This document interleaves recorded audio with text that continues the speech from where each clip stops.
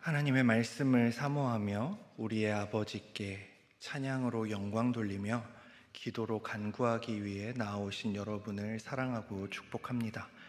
주위에 계신 형제 자매에게 오늘 설교의 제목으로 함께 인사하면 좋겠습니다. 안심하세요. 두려워하지 마세요. 예수님이 함께 계십니다. 라고 함께 인사했으면 좋겠습니다.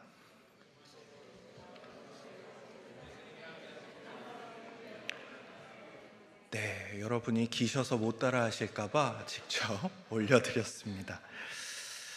지금 한 이 고백이 우리 삶의 고백이 되기를 소망하며 오늘 이 시간 예수님만 생각하고 예수님만 사랑하며 예수님만 바라보는 시간이 되기를 소망합니다. 많은 사람들이 예수님을 기대에 찬 눈빛으로 따라다닙니다. 그런데 무슨 일인지 예수님께서는 따라오는 많은 이들을 돌려보내십니다. 그리고 제자들을 따로 배에 태우셨죠. 큰 무리를 이루었던 사람들은 돌려보내시는 그 예수님 때문에 아쉬운 표정과 아쉬운 마음으로 발걸음을 돌리고 제자들은 예수님의 재촉에 따라 배에 올랐습니다. 그리고 예수님께서는 기도하기 위해 혼자 산으로 올라가십니다. 그런데 문제가 생겼습니다. 제자들이 타고 있는 배에 강한 바람과 파도가 몰아치기 시작한 것입니다. 지금도 바다는 너무나 두려운 곳이지만 당시에는 더욱 그러했습니다. 많은 사람들이 생계를 위해서, 때로는 큰 돈을 벌기 위해서, 가족을 위해서 바다로 나갔습니다. 바다는 엄청난 기회와 물질을 벌 수 있는 기회의 장이기도 했으나 위험과 죽음을 각오해야 하는 자리이기도 했습니다. 또한 바다의 거센 바람과 파도는 예측이 불가했기에 많은 이들이 자신이 믿는 신과 또한 바다에 빌고 빌면서 자신이 생명과 그 자신이 돌아오는 그 일을 운에 맡겨야 했습니다. 그렇기에 바다는 혼돈의 장소였습니다. 인간의 예측이 불가능한 장소였지요. 그 모습을 가리켜 성경은 이렇게 기록합니다. 바람이 거스름으로 물결로 말미암아 고난을 당하더라. 제자들은 폭풍 앞에서 생명을 건지기 위해, 살아남기 위해 발버둥을 치고 있습니다. 아직 살아있습니다. 그렇기에 발버둥을 칩니다. 살아있으나 평안하고 안식하며 행복하다고 말할 수 있는 상황은 아닙니다. 풍랑이 몰아치는 바다는 끝없이 분투하고 노력해야 하는 곳이었습니다. 그렇기에 바다 위에 떠있는 배는 마치 세상이라는 망망대해를 살아가는 인생 같습니다. 많은 이들에게 목표가 상실됩니다. 유일한 목표가 하나 남았다면 일단 살아남는 것입니다. 또한 이들에게는 목적지를 향해 갈 힘이 없어졌습니다. 나와 그들의 힘으로는 할 수 있는 것이 그저 배가 가라앉지 않기를 바라는 발버둥 뿐이었습니다. 그리고 그저 표류하고 있을 뿐입니다. 가만히 생각해보면 너무나 가련한 상태입니다. 풍랑이 멈추거나 누가 도와주지 않는다면 아무리 살기 위해 애쓴다고 한들 그들의 미래는 이미 정해진 것과 다름이 없습니다. 이 위험한 곳에 어떤 도움의 손길이 있을 수 있을까요? 모든 인간이 동일한 혼돈의 세상 위에서 표류하고 있기에 인간은 인간을 도울 수 없습니다. 아무리 최선을 다해 노력을 한다 하더라도 죽음을 조금 뒤로 미루는 것밖에는 되지 않는 것이지요. 그것이 혼돈의 세상 가운데 살아가는 많은 사람들의 삶입니다. 그러나 성도의 삶은 다릅니다. 혼돈의 바다와 거센 풍랑에 흔들리는 배 위에 있는 것은 동일합니다. 그러나 성도에게는 모든 풍랑을 뚫고 찾아오시는 분이 계십니다. 오늘 본문 25절입니다. 새벽 4시쯤 되어 예수님이 바다 위로 걸어서 제자들에게 오셨다. 좌초될 것처럼 흔들리는 배 위에서 제자들이 배를 지키기 위해 온 힘을 다하고 있습니다. 그들 중에는 바다와 변덕스러운 날씨에 익숙한 어부들이 있었다는 것을 여러분은 잘 알고 계십니다. 예수님의 제자들 중에서는 배를 잘 몰고 바다가 어떠한 풍랑이 있고 어떠한 어려움이 있는지 뼛속 깊이 알고 있는 어부들도 있었습니다. 자신들이 할 수 있는 모든 힘과 노하우를 사용해서 자신의 경험을 떠올리며 자신들의 생명을 지키기 위해 노력했을 것입니다. 배가 가라앉으면 끝이라고 생각했기에 자신들의 생명이 배에 달려있다는 생각으로 애를 쓰고 있을 때 저 멀리서 폭풍우를 뚫고 누군가 걸어오는 것을 발견합니다. 위기의 상황에 믿을 수 없는 것을 본 제자들은 유령이다 소리치며 무서워합니다.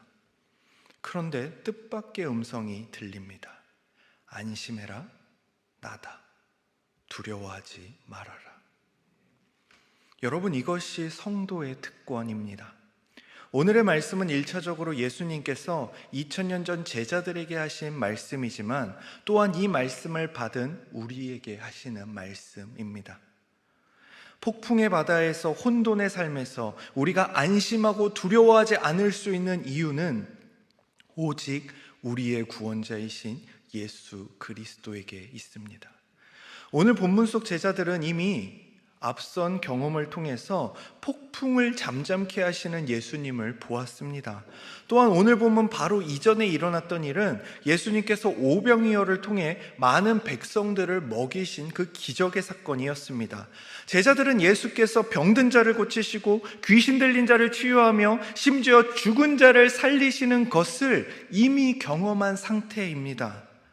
문제는 지식으로는 알고 있었으나 삶에서 이어지는 것이 너무나 어렵다는 것을 발견하게 됩니다. 우리 역시 제자들처럼 연약한 자들이기에 이러한 문제로부터 자유하지 못합니다. 그렇게 제자들은 예수님을 주님이시요 구주라고 고백하고 따르면서도 자신들의 삶에 그들의 배에 폭풍이 닥칠 때에 예수님을 의지하는 자리로 나아가지 못하고 자신들의 힘, 경험, 노하우, 생존 방법을 의지합니다. 그렇다면 우리는 어떻습니까? 나의 삶이 흔들릴 때, 나의 신앙이 흔들릴 때, 내가 속한 공동체에 어려움이 있을 때, 해결할 수 없는 어려움과 슬픔에 빠졌을 때, 심지어는 삶을 포기하고 싶은 그 순간에 우리는 어떤 것을 의지하며 어떤 것을 결정하십니까? 나의 지혜를 의지하십니까? 나를 도와줄 인맥을 의지하십니까? 내가 이전에 닥쳐온 어려움을 이겨냈던 경험과 노하우를 의지하십니까? 바로 이런 순간 내가 가장 의지하는 것이 무엇인지 드러나는 것입니다. 제자들에게 있어서는 자신들의 경험과 생존 방식이었습니다. 그러나 이 땅의 것으로는 답을 찾을 수 없는 상황입니다. 세상적인 지혜와 방법은 일시적인 것에 불과합니다. 설령 다른 이가 잠깐 건져주더라도 여전히 혼돈의 바다 위라는 것을 우리는 기억해야 합니다. 우리의 구원은 배 안에 있는 것이 아닙니다. 제자들의 구원도 배 안에 있는 것이 아니었습니다. 오직 예수 안에만 구원이 있습니다. 그렇기에 시편의 시인은 이런 고백을 하죠. 내가 죽음의 음산한 계곡을 걸어가도 두려워하지 않을 것은 주께서 나와 함께 하심이라. 주의 지팡이와 막대기가 나를 지키시니 내가 안심하리라. 이를 깨달은 시인의 간증은 이것입니다. 여호와는 나의 목자시니 내게 부족함이 없으리로다 라는 참된 충만과 완전함에 대한 증언이었지요. 우리의 삶에는 장소, 상황, 환경, 전통, 명예보다 중요한 것이 있습니다. 그렇기에 사망의 골짜기인지 아니면 솔로몬의 궁전인지보다 나와 함께 하시며 나를 지키시는 분이 예수 그리스도인가 하는 부분이 훨씬 중요합니다. 우리가 어디에 있든지 어떤 상황과 환경에 처했든지 우리의 내면 가장 은밀한 곳에 예수님만이 찾아오실 수 있습니다. 우리가 해결할 수 없는 혼란과 좌절 가운데 오직 예수님만이 찾아오실 수 있습니다. 우리가 감당할 수 없는 슬픔과 고통 가운데 오직 예수님만이 찾아오십니다. 우리의 유일한 구원의 길은 길이요 진리요 생명 되신 예수님만을 통해야 합니다. 인생에는 예수님만이 답이 되는 순간과 자리가 있습니다. 예수님을 나의 구주로 인정한다는 것은 구원뿐 아니라 나의 삶의 모든 순간 예수님만이 나의 답이며 나의 결정권자임을 인정하는 것입니다. 우리가 바라볼 분은 오직 예수님입니다. 여러분, 예수님을 바라봅시다. 예수님께 기도합시다. 예수님께 나아갑시다. 성도가 할 것은 길과 진리 생명 되시는 예수님을 믿고 의지하는 것입니다. 오늘 본문 말씀은 여기서 끝나지 않습니다. 예수님이 자신을 드러내셨을 때 베드로가 이렇게 말하죠. 28절입니다. 그때 베드로가 예수님께 주님, 주님이시거든 저를 물 위로 걸어오라고 하십시오 하였다. 저는 베드로의 모습이 예수님을 시험하거나 그분의 능력을 테스트하는 것이라고 생각하지 않습니다. 오히려 이 말씀은 베드로가 이렇게 고백하는 것이죠. 배가 아닌 예수님께 참된 구원과 생명이 있음을 드러내는 말씀입니다. 베드로는 안심하고 두려워하지 말라는 예수님의 말씀을 믿었고 그동안 어부였던 자신이 안전한 피난처로 여겼고 삶의 터전으로 여겼던 그 배에서 배 밖에 있는 예수님을 바라보며 묻는 것입니다. 주님, 주님이시거든 저를 물 위로 걸어오라 하십시오. 저를 제가 안전하다고 여기고 제가 생명이라 여기고 제가 구원이라고 여기며 제가 생존 방식으로 살아가려고 어떻게든 노력하고 있는 이 배 바깥으로 저를 불러내 주십시오. 평생토록 자신이 의지했던 방식을 내려놓습니다. 오늘 본문 29절에서 32절의 말씀입니다. 예수님이 오너라 하시자 베드로가 배에서 내려 물 위로 걸어서 예수님을 향해 갔다. 그러나 그가 파도를 보고 무서워하다가 물에 빠져들어가자 주님 살려주십시오 하고 소리쳤다. 예수님이 즉시 손을 내밀어 그를 붙잡으시며 믿음이 적은 사람아 왜 의심하느냐 하시고 배에 함께 오르시자 바람이 멎었다. 예수님을 의지할 때 베드로는 자신이 그동안 살아왔던 삶의 터전, 자신이 평생토록 의지했던 그 배라는 곳을 벗어납니다. 그리고 물 위를 걷게 됩니다. 우리는 이 말씀을 통해 예수님의 말씀을 믿는 자가 어떤 놀라운 것을 경험할 수 있는지, 그러나 의심할 때에 얼마나 큰 위험이 닥치는지 보게 됩니다. 이것이 믿음이 가지는 신비입니다. 예수님을 바라볼 때는 물 위를 걷는 것이 가능했지만 눈을 돌려서 파도를 바라보니, 즉 자기에게 닥친 문제를 바라보고 그 문제에 압도되어 문제의 두려움을 느끼게 되니 어떻게 됩니까?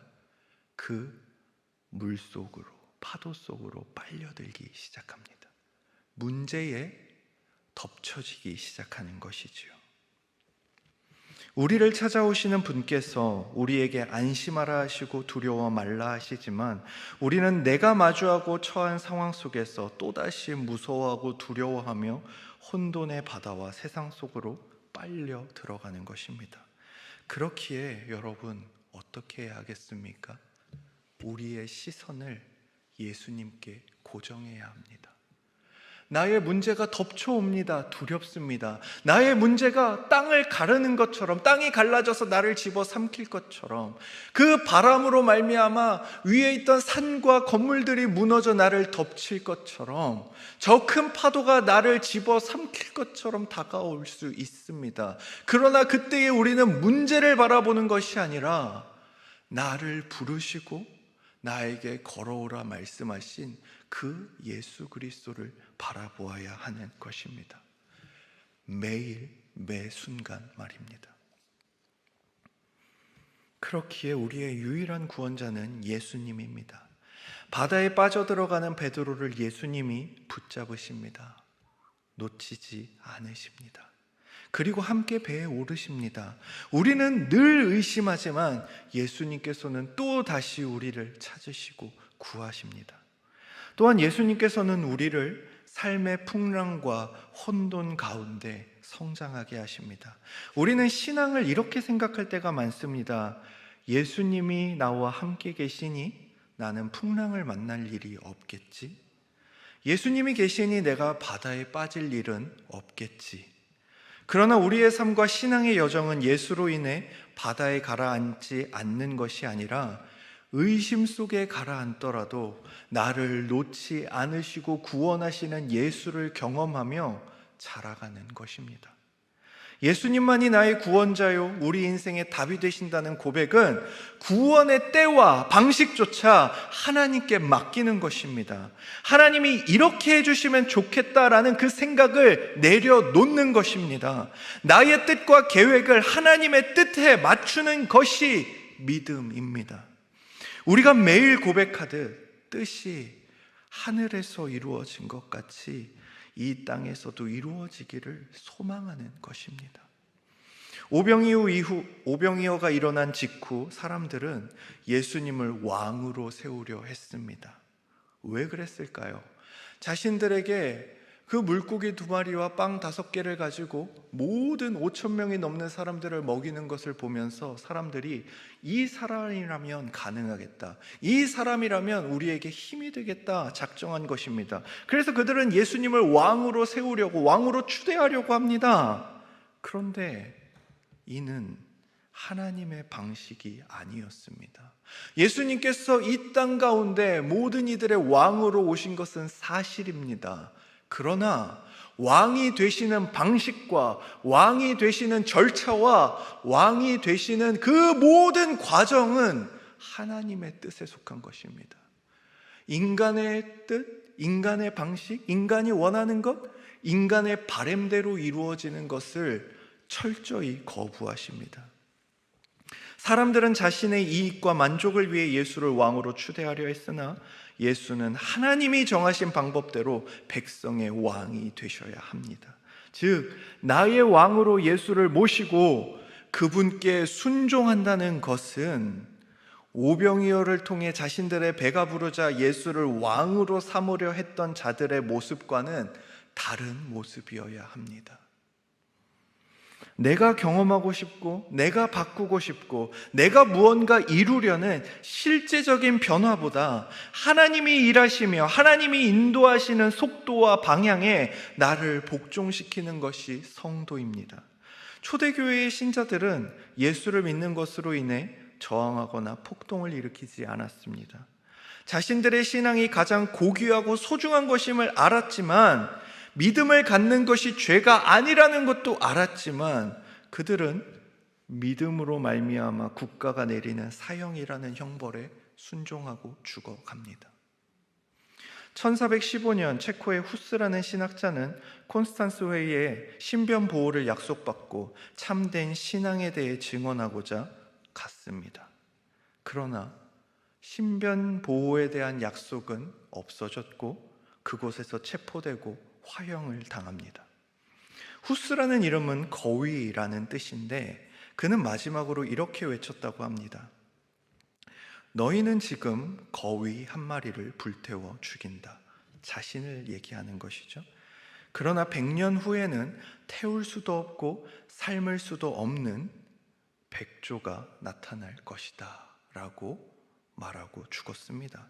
그리고 정확히 105년 후 1520년 후스의 책을 읽은 종교개혁자 마틴 루터는 이렇게 말합니다. 모르든 알든 우리는 모두 후스파다. 그리고 1년 후 동일하게 신변 보호의 약속을 하며 회의 장소에 나오라는 이야기를 듣습니다. 얼마나 고민이 되었을까요? 100년 전에 그 약속을 받고 갔던 사람이 어떻게 됐습니까? 신변 보호를 받았나요? 아니요. 불에 타 죽었습니다. 자신도 그렇게 될 것입니다. 그런데 어떻게 하죠? 그곳으로 향합니다. 자신이 믿는 신앙에 대해 증언하고자 보름스 회의로 향합니다. 회의는 강압적이었고 그가 주장한 모든 것을 철회하라는 요청을 받습니다. 루터는 하루의 시간을 요청했고 모든 관료와 로마 가톨릭 신학자들 앞에서 이렇게 외칩니다. 주여, 내가 여기 서 있나이다. 달리 어찌할 수가 없습니다. 하나님이여, 나를 도우소서. 성경이 내 모든 책들에 대한 증거를 제시해 주니 내 양심이 성경에 사로잡혀 있는 동안에는 내가 그릇되다는 것이 입증되지 않으면 나는 철회할 수가 없나이다. 초대교회 신자들부터 종교개혁자들에 이르기까지 그들은 잠잠하였습니다. 세상의 방식으로 무언가를 도모하고자 하지 않았습니다. 자신들이 처한 혼돈의 바다와 같은 상황 속에서 자신들을 덮쳐오는 그 큰 파도 앞에서 무엇을 합니까? 예수를 바라봅니다. 예수님을 의지합니다. 이들이 하나님의 힘과 능력을 몰랐을까요? 애굽에서 자기 백성을 구원하시고 사울의 손에서 다윗을 구하시고 바알과 아세라 선지자들을 이기게 하셨던 하나님을 이들도 알았습니다. 그러나 또한 주의 말씀을 전하다가 외롭고 쓸쓸하게 때로는 비참하고 참혹하게 죽어갔던 수많은 선지자들과 사도들이 있다는 사실 또한 알았습니다. 그리고 그들이 자신들의 삶에서 고백하게 되는 내용은 무엇입니까?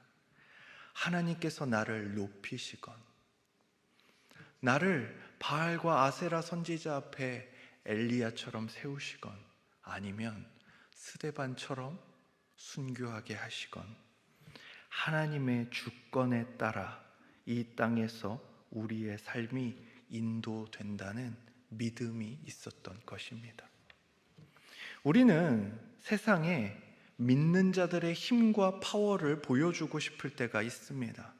그러나 하나님께서는 이 세상에 자신의 힘을 보여주기 위해 오시지 않았습니다. 예수님은 세상을 정치적으로 전복하시기 위해 오시지 않았습니다. 오히려 힘의 논리로 유지되던 세상을 사랑으로 전복시키십니다. 억압하는 군주가 아니라 섬기는 왕이셨고, 죄인들에게 형벌과 죽음을 선언하는 군주가 아니라 죄인들을 위하여 자기 생명을 내어주시는 왕이었습니다. 이를 알아가고 살아가는 것이 바로 성도의 삶입니다. 그리고 바로 그 예수 그리스도께서 우리에게 말씀하십니다. 삶의 수많은 어려움과 고난과 해결할 수 없는 자리 가운데 무엇을 할지 몰라 방황하고 있는 우리에게 말씀하십니다. 안심해라. 두려워하지 마라. 나 예수가 너희와 함께하지 않니? 그렇기에 바울은 고린도후서 4장 8절에서 11절에 이렇게 고백합니다.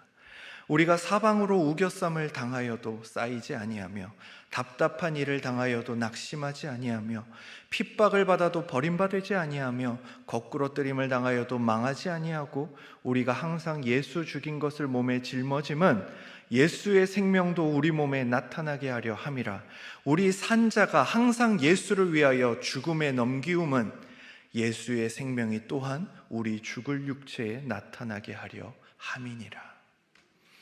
예수님이 그러하셨다면 우리도 마땅히 그 삶을 따라가야 하지 않겠습니까? 예수님께서 우리를 위하여, 우리를 사랑하사 우리를 위하여 자기 목숨을 버리셨다면 우리도 이 땅을 살아갈 때에 예수 그리스도처럼 나의 생명을 내어주는 삶을 살아야 하지 않겠습니까?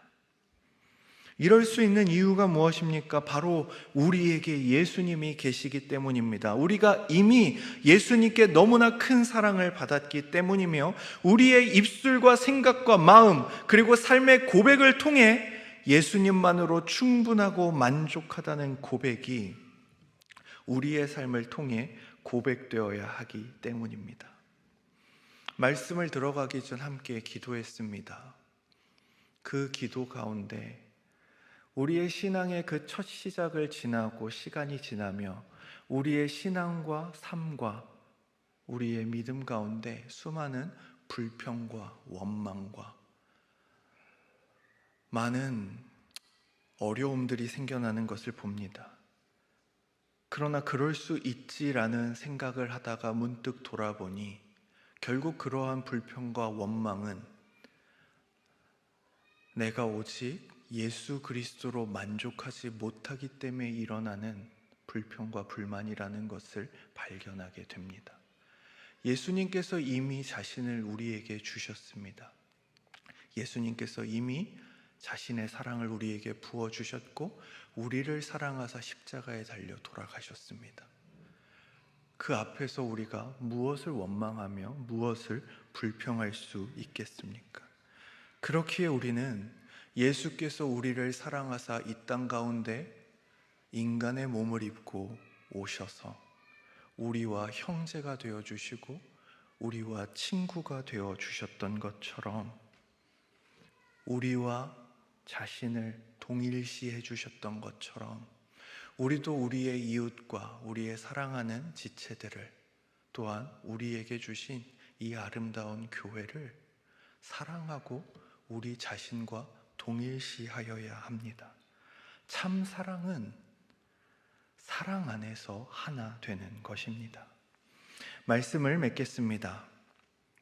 모든 상황을 보고 경험하고 느낀 제자들은 33절과 같이 고백합니다. 그때 배에 있던 제자들이 예수님께 절하며 주님은 참으로 하나님의 아들이십니다 하였다. 그런데 이러한 놀라운 고백에도 불구하고 주님은 참으로 하나님의 아들이십니다 라는 이 고백에도 불구하고 제자들은 다시금 자신들의 믿음이 얼마나 연약한지, 자신들의 입술의 고백과 삶의 괴리가 얼마나 큰지 경험하게 될 것입니다. 언제요? 예수님의 십자가 죽으심 앞에서 그들은 예수님을 부인할 것이며 하나님의 아들을 놓고 세상을 향하여 도망칠 것입니다. 이는 마치 예수님께 왔던 자들이 큰 풍랑을 만나자 자신들을 구원할 큰 배를 찾고 있는 것과 같습니다. 그러나 위로가 되는 것은 무엇입니까? 예수님께서 부활하신 후 예수님이 다시 제자들을 찾아오십니다. 그리고 그들의 사명을 확인시키십니다. 그들의 마음의 짐을 용서하십니다. 그리고 제자들은 이후에 어떻게 됩니까?